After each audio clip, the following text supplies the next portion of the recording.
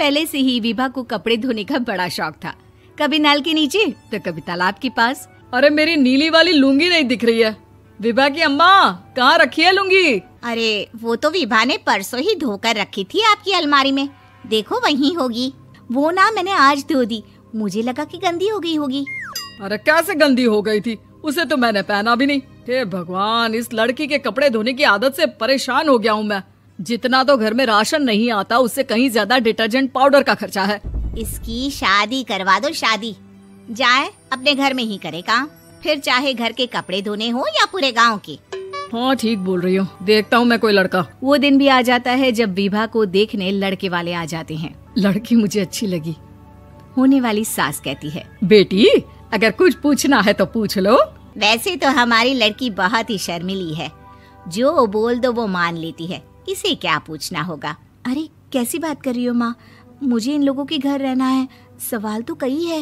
हाँ हाँ बेटा, पूछ लो ना, क्या पूछना है। आप लोगों के घर कपड़े कौन धोता है? सास का मुंह बन जाता है। देखो, अगर तुम ये कहना चाहती हो कि तुम्हें कपड़े धोने नहीं आते तो सुन लो, कपड़े मैं ही धोती हूँ, लेकिन तुम्हारे आ जाने के बाद मैं रुमाल तक नहीं धोऊंगी। अरे चुप रहना भाग्यवान, बहू बेचारी घर आई नहीं, उसे डराना शुरू कर दिया।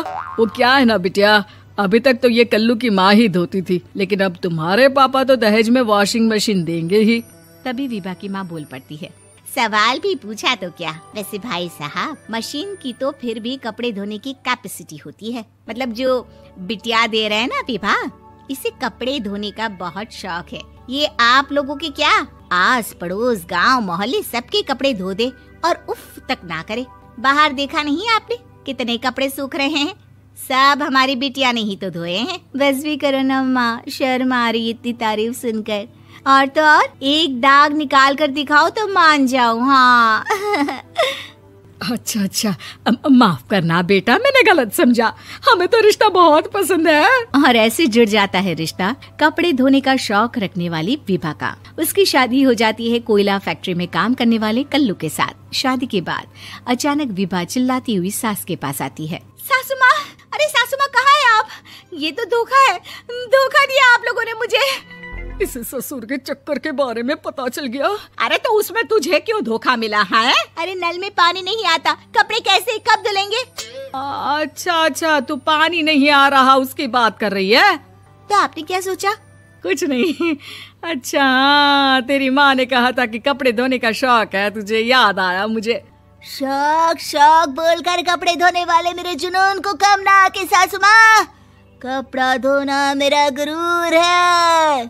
तभी पति भी वहाँ आ जाता है। अभी मैंने इसे सनी देओल की फिल्म दिखाई है, उसी के डायलॉग मार रही है माँ। अच्छा सुन, साफ साफ बता रही हूँ, पानी सुबह 4 से 6 और शाम को 10 से 12 आता है, समझी?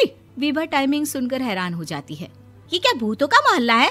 सुबह 4 बजे उठकर कौन कपड़े धोता है? 4 बजे टंकी में पानी जाता है, फिर सारा दिन धोना ना, किसने मना किया? अरे कैसी बात कर रही हैं? 200 लीटर की टंकी में कितने कपड़े धो लूंगी मैं? सुबह ही उठ जाऊंगी मैं। अब क्या था, विभा सुबह 4 से लेकर रात के 12 बजे तक कपड़े ही धोती रहती। एक रोज सास पड़ोस से निकलकर कहीं जा रही होती है कि साथ वाली कहती है, हाँ कल्लू की माँ, जरा ये बताओ कि 2 साड़ी है, 2 ब्लाउज और एक पेटीकोट और एक नाड़े वाला लंबा कच्छा। हाँ तो? अरे तो क्या, कितना लोगी धुलाई ये बताओ। धोबन दिख रहे हैं हम क्या? हमारे पति सरकारी नौकरी से अभी रिटायर हुए हैं और बेटा सुपरवाइजर है कोयला फैक्ट्री में। धोबन समझ रखा है हमें? हाय रे कल्लू की अम्मा, माफ कर दो, वो तो मोहल्ले में यही सब बता रहे थे कि तुमने बहू को कपड़ा धुलवाने के काम में लगा दिया है। सास को पड़ोसन की बात सुनकर गुस्सा आ जाता है। वो घर पहुंचती है जहां घर के बाहर ही इतने सारे कपड़े सूख रहे होते हैं जितने कि किसी धोबन के घर पर। अरे ओ कल्लू की दुल्हन, बाहर निकल। माँ जी यहीं आ जाओ, बाथरूम में चादर धो रहे हैं हम। अरे अभी हम धोते हैं, तुमको बाहर निकलो। ये आस पड़ोस वाले बोल रहे हैं कि हम बहू से कपड़े धुलवा कर उसे कपड़ा धोने वाली बना दिए हैं। अरे छोड़ो ना माँ जी, किन लोगों की बातों में आती हो? आस पास के लोगों का तो काम ही होता है कि वो किसी तरह सास बहू को लड़ा दे। बहू सारे घर के कपड़े धोती है, ये क्या कम है? बोलिए। सास को भी लग जाता है कि वो बहू का ये सनकीपन नहीं छुड़वा सकती, इससे अच्छा है कि खुद ही चुप हो जाए। एक रोज सास और बहू मंदिर जाते हैं, जहाँ सास की साड़ी वहाँ खड़ी भीख मांगने वाली से मिलती है। माँ जी क्या बात है, आपकी साड़ी उस भिखारन से कितनी मिल रही है ना? हाँ हाँ, देखो तो दोनों की साड़ी मिल रही है। क्या बात है कल्लू की अम्मा, तुम खुद को तो अफसर की बीवी बताती हो और ऐसी सिंपल सी प्लेन साड़ी पहनकर घूमती हो। सिंपल और प्लेन नहीं है ये साड़ी। तो क्या सोने के धागे से फूल बने हैं? कुछ भी सासू माँ, कुछ भी। हाँ, बने थे इस साड़ी में सोने के धागे से फूल। मेरे पति लेकर आए थे मद्रास से स्पेशली मेरे लिए 10,000 की। ताहे भाई साहब इस भिखारन के लिए भी सेम टू सेम साड़ी लेकर आए होंगे 10,000 की। सास उस वक्त कुछ नहीं कहती, लेकिन बहू के साथ घर आती है और अलमारी से एल्बम निकाल कर लाती है। ये साड़ी देख रही है, ये वही साड़ी है जिसे मैंने अभी पहना था। इस साड़ी में ये जो चमकदार फूल दिख रहे हैं ना, ये सोने के धागों से काटे गए हैं। लेकिन तू लोकल वॉशिंग मशीन ब्रश से घिस घिस कर सारे फूलों को निकाल कर साड़ी प्लेन कर दी।